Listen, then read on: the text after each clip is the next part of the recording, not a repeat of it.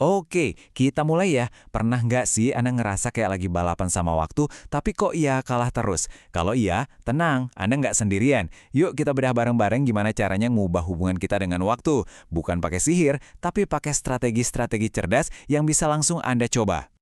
Ini pertanyaan klasik. Bener kan? To-do list rasanya makin panjang aja, email numpuk, dan kayaknya 24 jam sehari itu kurang banget. Nah, perasaan yang kita semua pernah rasain inilah yang jadi titik awal pembahasan kita. Nah, ini dia nih, pergeseran pola pikir yang paling penting. Kita itu kan nggak bisa nambahin jam dalam sehari. Nggak bisa juga kita memperlambat waktu. Tapi kabar baiknya, ada satu hal yang 100% ada dalam kendali kita, yaitu diri kita sendiri. Kemana fokus kita, kemana energi kita, dan apa prioritas kita. Coba deh lihat, familiar nggak sama hal-hal ini? Yuk kita kenalan dulu sama para pencuri waktu ini. Ada yang datangnya dari dalam diri kita sendiri. Ya, kayak hobi nunda-nunda kerjaan atau bingung mau ngerjain apa dulu. Ada juga yang dari luar. Wah, ini nih, notif sosmed yang nggak ada habisnya atau permintaan dadakan dari bos. Intinya, kenali dulu musuhnya, baru kita bisa menang. Oke, cukup ngomongin masalahnya. Sekarang, kita fokus ke solusinya. Kita bakal pakai sebuah kerangka kerja yang isinya 5 pilar utama. Ini bakal jadi fondasi baru Anda buat ngambil alih kendali. Ini dia nih kelima pilarnya. Disiplin, prioritas, fokus, perencanaan kapasitas, dan agilitas. Anggap aja ini peta jalan kita ya. Kita bakal bedah satu persatu, langkah demi langkah. Kita mulai dari yang pertama, disiplin. Dan kutipan dari Benjamin Franklin ini ngena banget ya. Lawan terbesarnya disiplin itu apalagi kalau bukan hobi kita menunda-nunda alias prokrastinasi.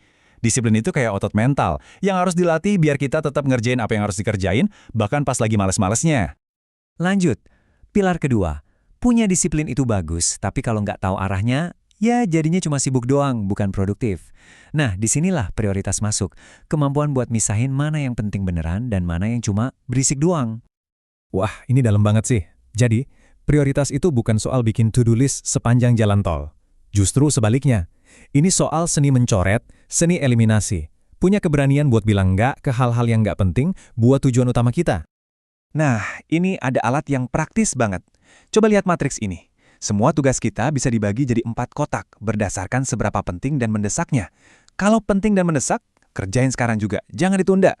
Penting tapi nggak mendesak, oke, ini dijadwalin. Mendesak tapi nggak gitu penting, coba deh bisa dilempar ke orang lain nggak, didelegasikan. Nah, yang terakhir, nggak penting dan nggak mendesak, udah tinggalin aja. Ini benar-benar bisa bikin kepala plong loh. Oke, kita pindah ke pilar ketiga, fokus. Dan untuk bisa ngertiin ini, kita harus bongkar dulu satu mitos besar di dunia produktivitas. Yap, Anda nggak salah baca. Anggapan kalau kita bisa ngerjain beberapa hal sekaligus secara efisien itu cuma ilusi yang kelihatannya keren, tapi sebenarnya bahaya buat produktivitas kita. Jadi gini cara kerjanya. Otak kita itu sebenarnya nggak bisa memproses banyak hal barengan. Yang terjadi itu, otak kita loncat-loncat fokusnya dari satu tugas ke tugas lain dengan cepat banget.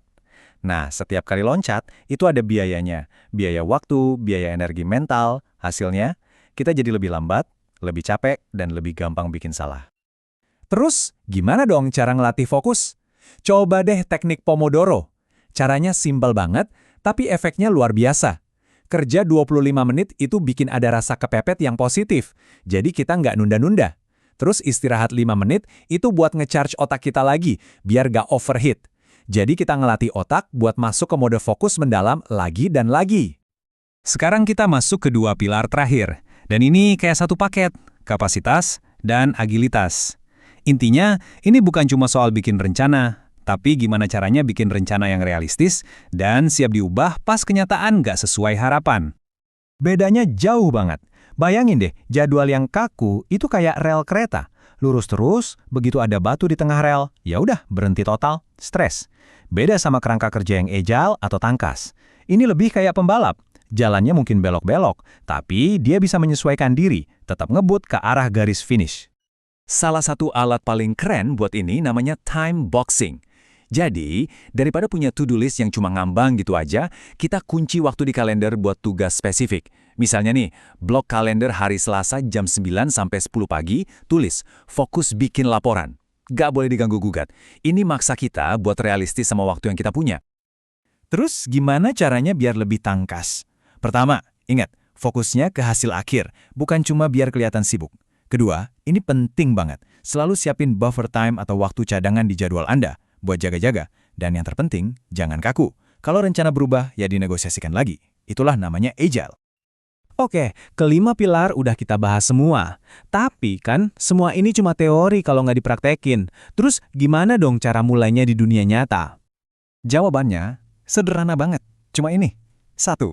Kunci supaya perubahan itu awet adalah jangan coba ngubah semuanya sekaligus dalam semalam. Itu resep pasti gagal. Cukup pilih satu hal kecil. Mungkin besok coba deh 1 sesi Pomodoro. Atau minggu ini cari 1 tugas nggak penting yang bisa dicoret dari daftar. Pokoknya mulai dari yang kecil-kecil dulu. Pada akhirnya, semua pilar ini balik lagi ke satu hal, perspektif. Mengelola waktu itu, ya sebenarnya mengelola diri sendiri, dan itu semua dimulai dari cara kita memandang waktu, tugas, dan prioritas kita. Jadi, saya mau tinggalkan Anda dengan satu pertanyaan, bukan buat besok, bukan buat minggu depan, tapi buat hari ini. Apa satu perubahan kecil yang bahkan Anda lakuin hari ini juga? Coba pikirin sebentar dan langsung lakuin. Mulai dari sana.